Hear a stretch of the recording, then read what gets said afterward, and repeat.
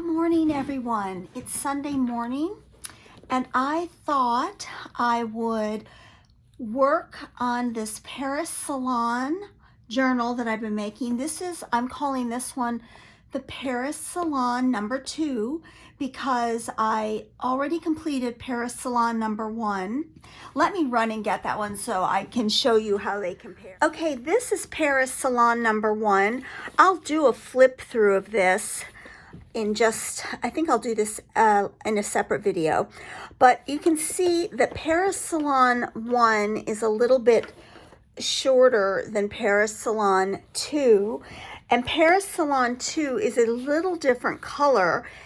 I printed this one on brown coffee dyed cardstock. This one was printed on regular, I believe it was cream colored cardstock.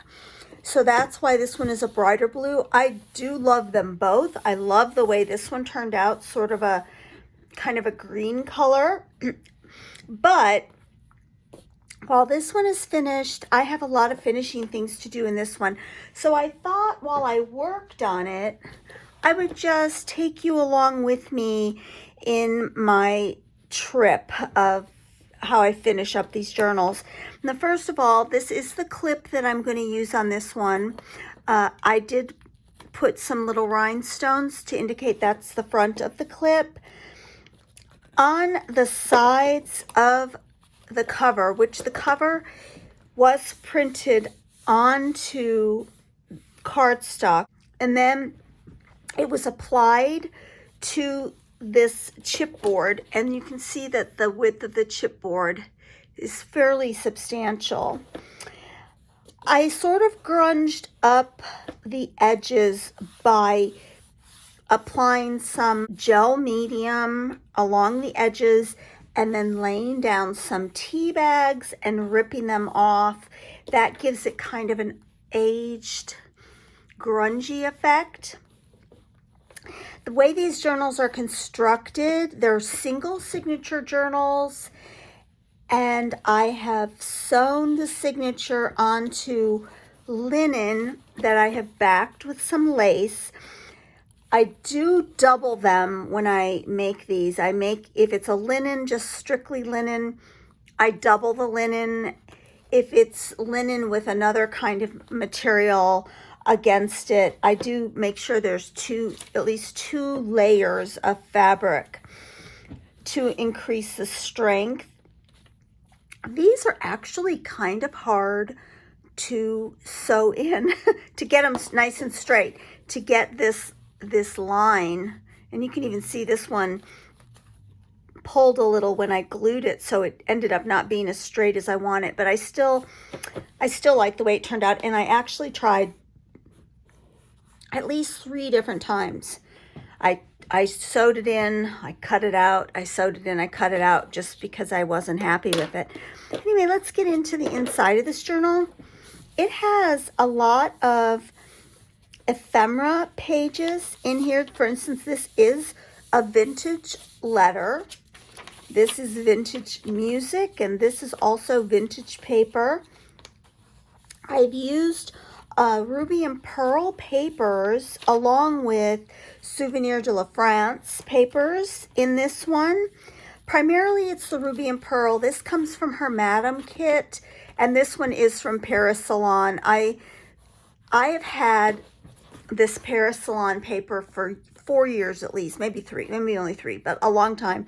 I've used a lot of the other papers, but I have been intending to use this cover forever, and I printed it off last year and applied it to this chipboard, and then finally I said I have got to make something with this, and that's when I just went crazy and started making more than one.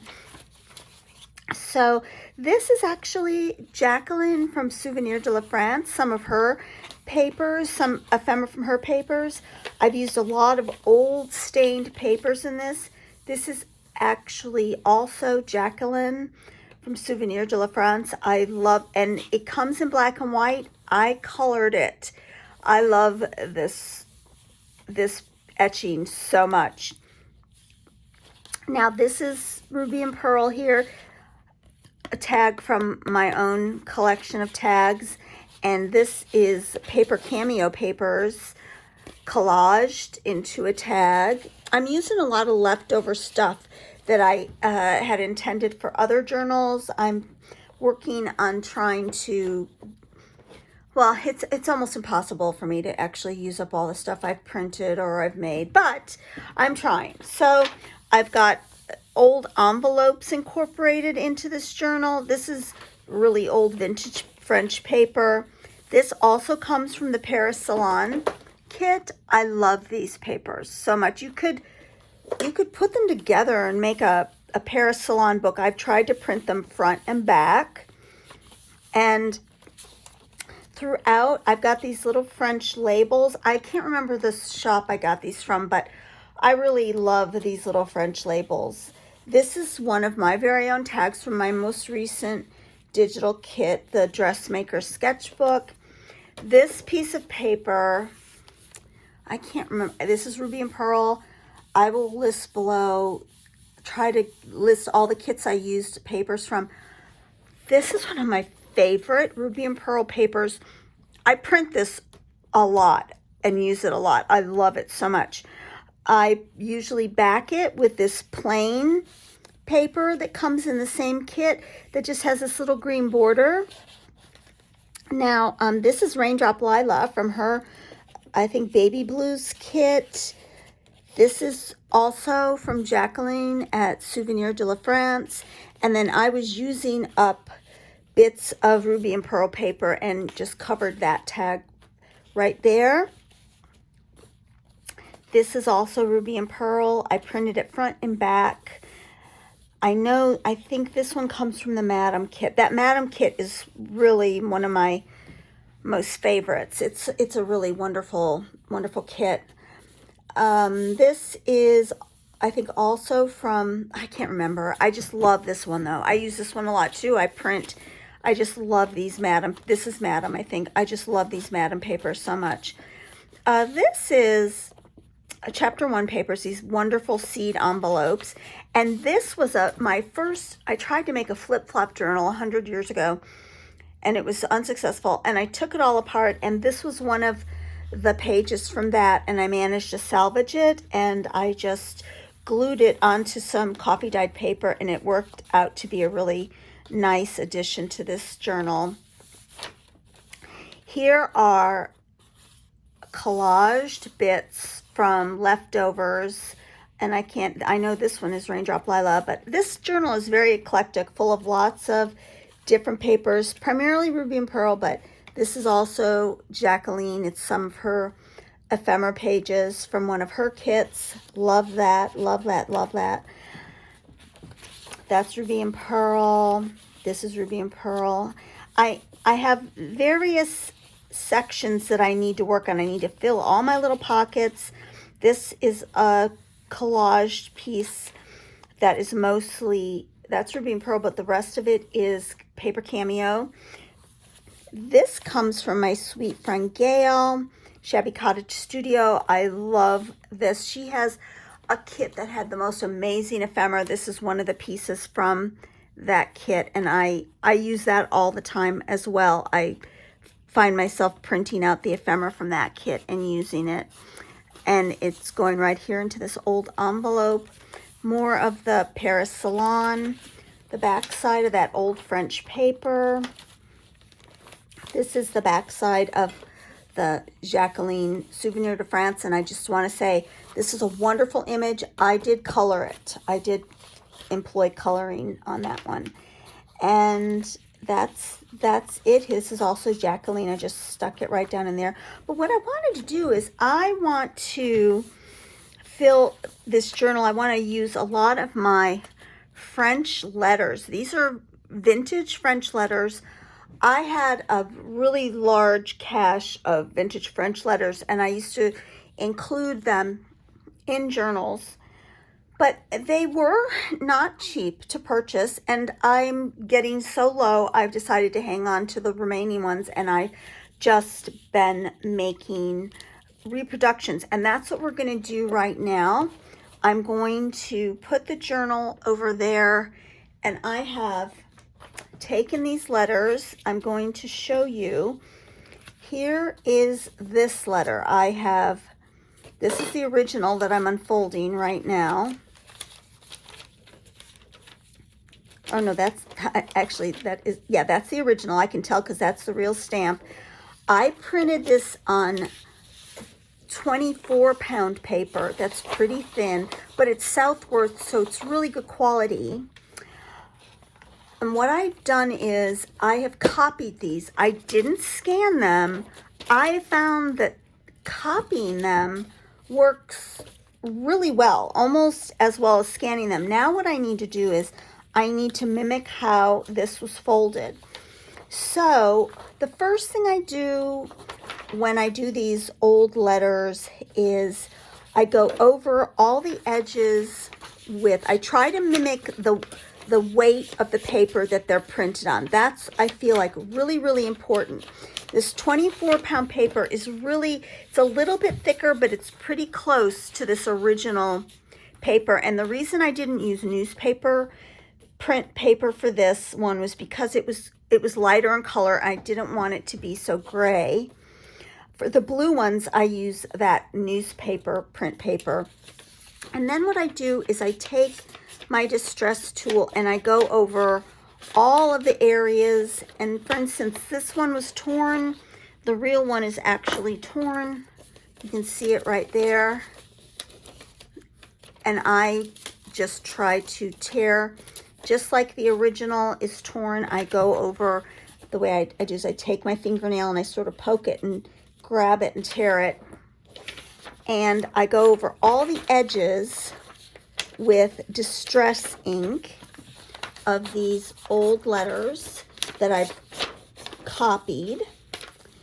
And now what I'm going to do is I'm going to fold it up, and I'm going to fold it along the lines this way because this is going to follow the way the letter was actually folded.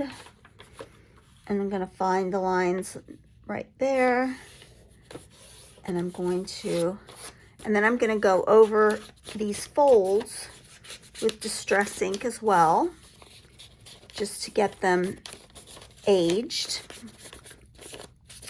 And I know many of you know how to do this, but there's newer people, I think, that watch some of our channels, and they're just learning. And I like to do these little simple quickie tutorials just to let people who maybe haven't done this yet know that this is a great way to get the old letter effect. And if you can only afford to buy 4 or 5 French letters, say from Monahan Papers, you can just keep reproducing them over and over and over and use them in your junk journaling. So I folded that right there. And I am going to admit to you that the other thing I do is I iron them. It makes the creases like the original old creases. So that one goes like that. Now you will notice that here's some sort of a postmark right here, and it carries on down here. So obviously this letter needs to be folded up and inserted this way, and that way the two parts come together like that. Okay, so we folded up that one, and that's the Henry letter. So this one is this letter, and you can see how very tightly creased these are. I am gonna, after I fold this one, I'm gonna run over to my iron and I'm gonna iron these down really tight. Now this letter I chose because it's really unique, and I'll show you why. Here's the original letter, and I'm gonna open it up, and you'll notice the back side of the letter is completely blank, which is unique. Usually they're folded up so that the envelope is the only thing on the second side of the letter. And it's folded a little bit differently. It's folded in half, and then it's folded up on the sides, and then it's folded in, and then there's a tiny bit at the top that's folded, and the tuck went in this way up here, like into there. I don't want to mess with this one too much because it's really fragile. So we're going to do this one. So we're going to do the copy. And when I copy these on my copier, I reduce the density so that the back of the letter doesn't come up too much through to the envelope side of the letter. It does a little bit, and even on the originals you can sort of see through. Like here's my Henry letter, the original. You can see that the letter comes through a bit, and it also does on my copy. But if you copy it at full strength, it'll come through even stronger, so you don't want that. So I'm going to fold this, and it needs to be folded in half exactly, like that. There we go. I folded that. I'm gonna ink along, just giving it some more aging properties. And then it was folded up, and let me see, I've got to remember how it goes. Oh yeah, the two ends were folded in like this. And this one has such wonderful old stamps. It's a really great old letter. And then fold up along this line here like this. So it's folded in, so now it looks like this. And then we're going to take it and fold it along this line here. In fact, I think I'm gonna fold it like this and then turn those other ones in, just to make sure I don't ruin the fold. And like I said, this one really benefits from the ironing process. So I'm gonna fold that in, fold that up, and then this is the trickier part. This little top edge has to be folded down along here like this. And you can see there's part of the postmark right there. There we go. So it folds in like that and folds in. And then this folds down like this. Okay. And this folds up. Now this is when the ironing comes in really handy. It's going to need to be tucked in here like this so that it matches up with that postmark like that. But it's really tricky because it's not a whole lot of room. This letter wasn't folded with a lot of room in the folding part. Usually they have more paper allowance so that it tucks in there nicely. I'm going to run and I'm going to iron both of these, and I'll be right back. I decided to bring you along to my ironing board. So this is what I'm doing, and it really does help fold it back up so it's not rumpled, and it really mimics the actual old letter really closely. I can't remember where I put the letter. It's around here somewhere. But I try to pay special attention to these edges. I just really scrunch them down, and you can see the ironing even adds an element of aging for some reason to this process, and it just feels like the original letter. Here's the original letter, and here's the imitation letter. And while the real letter's a little bit lighter because the copying process does darken it up a bit, they're very, very, very similar in quality. Now here's my Henry letter. I keep calling this my Henry letter.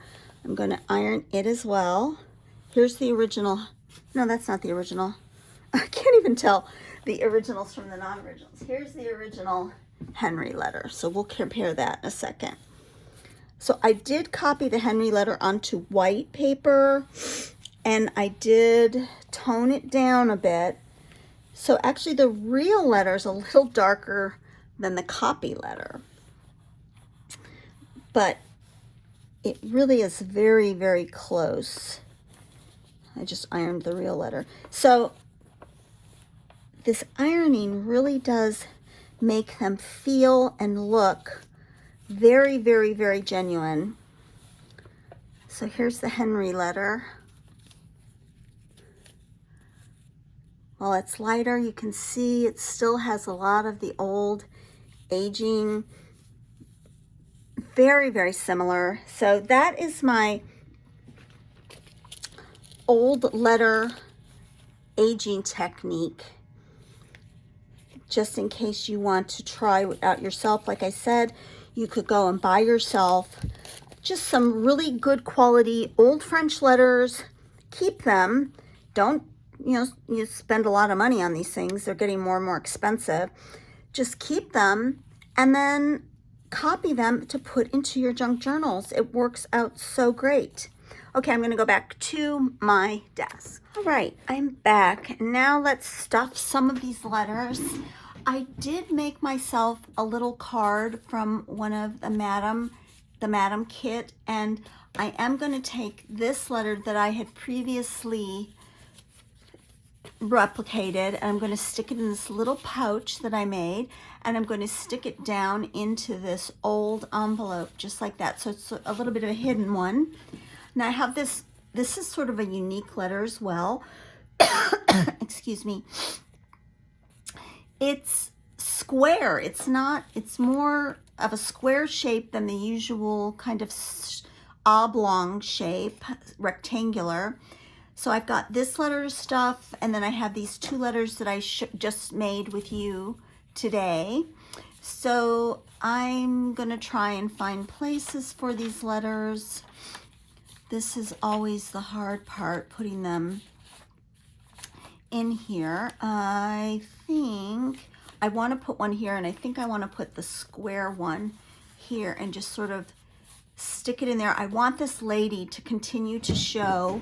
I really like her. This is the way the page looks. I bent down the corner on this pocket here, and it does open more on the side there. And I enclosed this sort of note card that's partially embossed. I'm going to tuck that down in there like that. And then I am going to take one of my French letters and just put it behind. I want the stamp and that postmark to show. So here's sort of a blank page. I believe I'm going to take one of these photographs that I have. Now these are two that I manufactured. This is a Sam Poole photograph. I think she would look really lovely right there. So we're going to work on embellishing her as well, and I'm going to take a little time and show you what I plan to do with her. Okay, so let's now work on embellishing this picture. So let's go about this task. First thing I need to do is I do need to trim her down. My cutter probably needs a new blade, but they're very expensive. So what I do is when they start to make rough cuts like that, I just trim the edges like that and smooth it down, and you can't even tell that it was rough. And then I'm going to go on in search of some tulle and some vintage paper that's too crumbly to do anything with. So I'll be right back. All right, I've opted for this page out of Godey's Ladies Book and Magazine, and I think I'm gonna make sure that that stays. Now this is a really tricky part, and there's no specific formula for this. So because I want this to show, I've got to have that going face down. And then what I'm going to do is I'm just gonna crumple it up. This is the part that I can't really tell you how to do it except to just go for it and do it. I do use the photo as a kind of a guide. And then I try to make, when I do these, a little place where there's like a kind of a pocket. So I've done that. And once again, I'm going to take this over to my iron once I get this folded the way I want it to be, and I'm going to iron it down. Now, I'm going to take this side, got that little pocket there. I'm going to take this and just crumple it up like that. And I like Aunt Matilda's, or Aunt Maheditable, whatever that is. And that needs to show, so I'm going to have to fold it down and fold it back up like that. All right, so I folded it all the way around. You'll see what I'm gonna, what I've got. There's a method to my madness. I'll be right back. I'm gonna take this to my iron and sort of iron it. Okay, I have gotten this ironed the way I want it to be. I'm gonna take just a chunk of tulle from this sort of cheap roll of tulle. This is not fancy, expensive tulle. And just so you'll see what I'm going for, I've got it folded the way I want. It sort of frames it around the edges, but when I do what I'm finally going to do, which is sew this all down, it'll have a little pocket to tuck something into. Okay, so now I'm going to take my tulle, and before I do any of that, I'm going to stain my edges of this. It's a dark picture, but I still want there to be staining just in case the white shows up because the sewing machine shifts around or I don't get exactly like I want it to be. I'm just going to go around and stain it all the way around. Then I'm going to take my tulle and I'm going to take my glue stick and I'm just going to apply it to the back just so I have a way to get the tulle to be in place and not, because I've learned the hard way that when you don't make a device to put the tulle onto, it ends up shifting and you get something you didn't really intend or it doesn't look like you wanted it. So that will keep it at least sort of in the general vicinity of where I want it. I'll take my papers that I wadded up, and then I'm going to work with it just to put the tulle so it sort of sticks out around the edges and comes over a bit like that. So I'm going to put some of my glue on the top just to adhere it to try and get my tulle to stick a little bit. And what I'm going to do is I am going to run over to my sewing machine with this conglomeration. And as you can see, I've got it kind of where I want it to be, but I'm going to have to mess with this edge over here when I'm sewing it. So I'm going to go run over to my sewing machine and just sew this down. All right, I sewed this down, and when you sew it down, it really, and I tried to push, one of these days I'll go to my sewing machine and try to show you guys how I sew these, but it's kind of, it's just a process of intuitively feeling around. I then also sewed on a little bit of a ruffle here that I'm going to then take these flowers and attach them as well. But what I want to do with the flowers is I want to age them up a bit because they're sort of too blue. So they need to be toned down a little bit. I'm sorry, I have a really runny nose today because it's cold. Even though my house is mostly warm again, it still is so cold outside, it's cold. Now that has really helped with these flowers to not be so new looking. And then I'm going to take my pointy thing and wrap the stem around it like that. Give it that kind of a wrapped up feeling. I'm also going to go over that stem a little bit.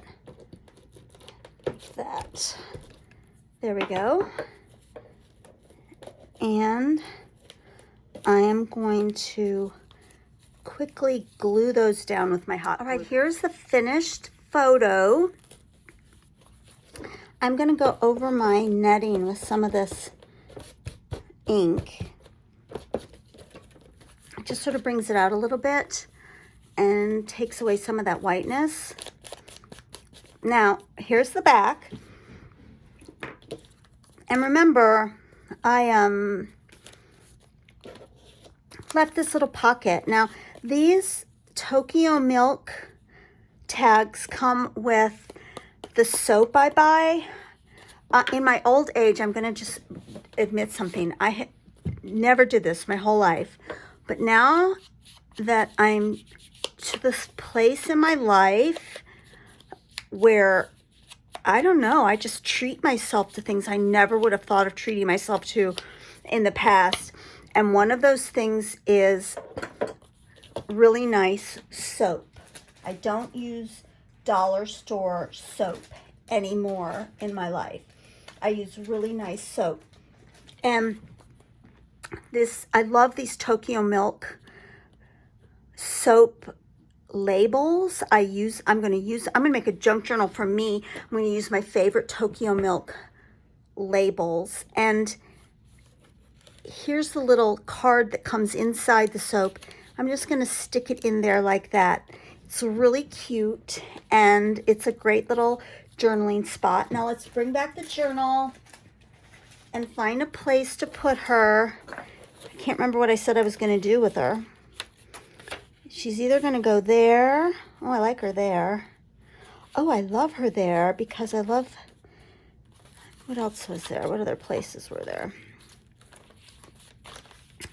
Oh, I think I'm just going to put her there because I love that. So I'm going to take my little paper clip and just stick her on there like that. And she looks so pretty there. Stuck on there like that. Or I suppose I could put her there, but I want that to be a writing spot. Alrighty. So we've done her. Then we had another picture somewhere in here. I've got to fill up this bag with things. And actually, I think I'm going to get out my Godey's Lady book again. I love these. Now, I bought these Godey's Lady book a really long time ago, thinking they would have the colored fashion plates in them. And whoever sold me this cut them out. Oh, that is a lesson in eBay. You need to ask people. So, let's see. I love that one that says Kathleen. I love that. And let's see if there's another one. Carrying fashions. I like fashions. Let's see. What other page? Wayward Annie. That sounds more like an Americana journal. The books we read. Let's see. Our set. Father Will's Daughter. Miss Pinkin. Oh, I like that. I wonder if there's more than one Miss Pinkin, because I like that one a lot. Oh, there is. I'm gonna carefully tear out Miss Pinkin. Let's see if I can get this out of here nice and neat. There we go. All right, so I'm going to take that and I'm going to fold it up to go into my envelope, my glassine envelope bag here. But I want the Miss Pinkin to show. So I'm going to just carefully fold it so Miss Pinkin shows. Because I just think that's so cute, Miss Pinkin. And I'm going to put that in the bag. Of course, it looks like I didn't fold it enough, so I'm going to have to fix it. See, I should have checked. So, and that's another thing. You can always iron out your creases that you make. Let's see, I'm going to fold it a little bit thinner, like that. And there we go. Miss Pinkin. I'm going to put that in the bag. Like that. There we go. It's sort of glued down.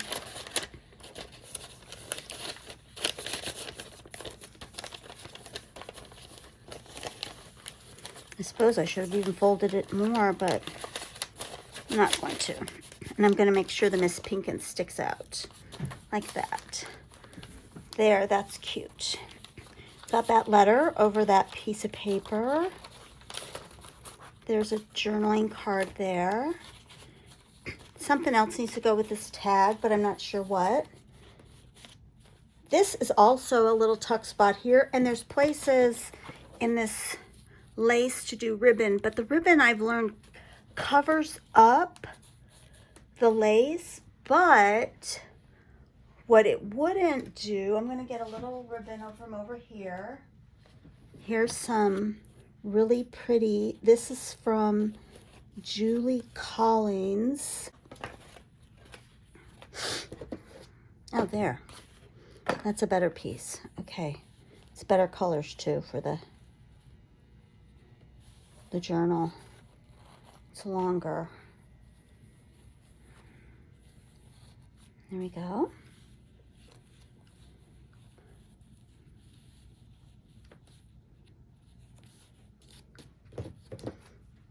Cut that off like that.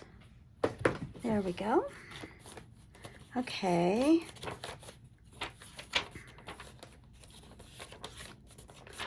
That's plain. I need to do something there, but I don't know what. But this is a journal. I'm going to put it in my flower press to press it out. So it's stuffed. It really is. But it will tie down. But it will burst open when someone opens it up. But I'm going to need to secure. And I promised someone on Etsy that I would show them how to attach a clip with a bow in it. So here I'm gonna take this and I'm going to make a hole, and then I'm gonna put one of these eyelets in here. And I'm gonna change my setting because my setting has not been on the right place. Okay, so put that in here. Sticks out just enough. And then I'm going to go get some sari silk. I'm going to smush that down. There we go. That looks nice. And then I'm going to grab some sari silk. I've got my giant ball of sari silk. And I'm going to cut off a chunk. And this is the way this works. You take your sari silk and you put it in half, and then you put it through the eyelet that's attached to the back, and you loop it together like this. Pull on it so that it's stuck like that.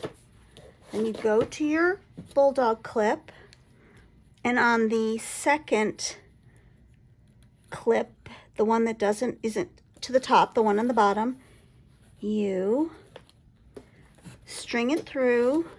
Now I usually do this, I want everyone to know I usually do this with this between my knees to keep it closed, but I can't do that here, so I'm gonna, and then you tie the bow like this. Now, I usually iron, I iron everything. I iron the sari silk, but I can pull out the bow. What I like to do with sari silk bows to make them fluffy is I pull on the sari silk so that the bow is not all smushed up, and that makes a really pretty bow like that. And she was asking me how I get it so my bow is in the middle. That's how I do it. And then all you have to do is to open it is release the clip like that. Your bow will stay in place, and there you have it, your tied up journal.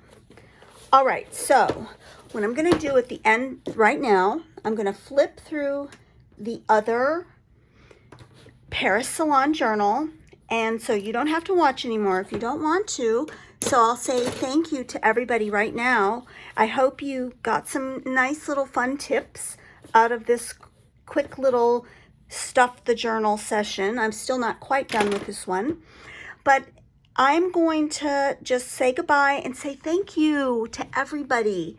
Thank you so much for all your lovely comments. I want to go to lunch with everybody. I want to have a big junk journaling convention. I want everybody to come to it, and I want us to all meet each other. That's my deepest desire right now. I just can't think of anything more fun. I think we'd have to have it in the middle of the country so everybody could get there.